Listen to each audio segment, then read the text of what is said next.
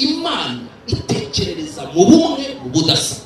Imana dufashe cyane. Hari mu giterane cy'isanamitima cyateguwe n'umurenge wa Gatenga ku bufatanye n'ihuriro ry'amadini n'amatorero yo muri uyu murenge cyabaye kuri iki cyumweru tariki 11 Nzeri 2022. Imana itakuturema yakoresheje cyitwa ubumwe.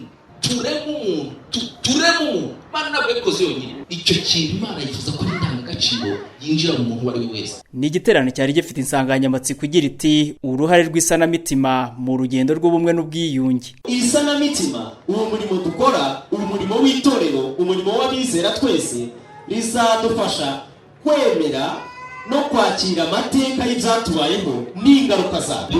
Wenyine ufurike neza mu mitima ukomora n'ibikomere byayo.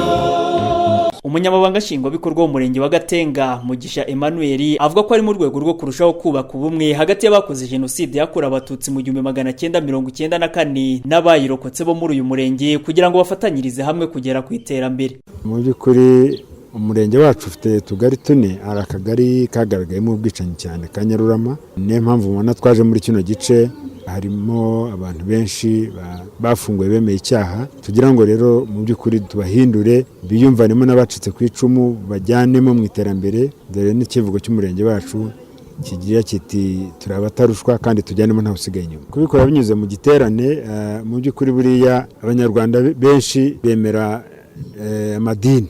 Rero binyuze mu ijambo ry'Imana abantu barushaho kumva no kwemera cyane ko ibyinshi usanga binanditse no mu Bibiliya. Uruhare rw'ibikorwa by'isanamitima mu kongera kunga ubumwe bw'abatuye mu murenge wa Gatenga hagati y'abakoze Jenoside yakorewe Abatutsi mu 1994 n'abayirokotse rushimangirwa na Kamanzi Jean Baptiste na Mugiraneza Atanazi bo mu kagari ka Nyarurama bari bariyunze ariko ngo mu buryo butari bwuzuye. Sigo bwa mbere mpaye imbabazi na nuba kizimpa, ariko ahanini cyane yasanamitima byaradufashije. Ni naho umuntu wabashaga gupfundura ku mutima we icyo asaba imbabazi uwo yahemukiye. Nari narazimuhaye na mbere ariko ntabwo zari zuzuye, ntabwo byari bisesuye.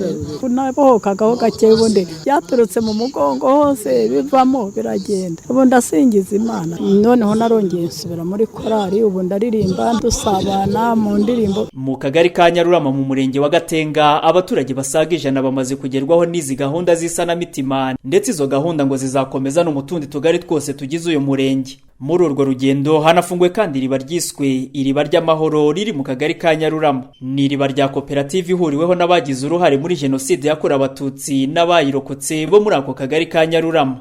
Inosa Habumugisha Radio Sarusi mu karere ka Kicukiro.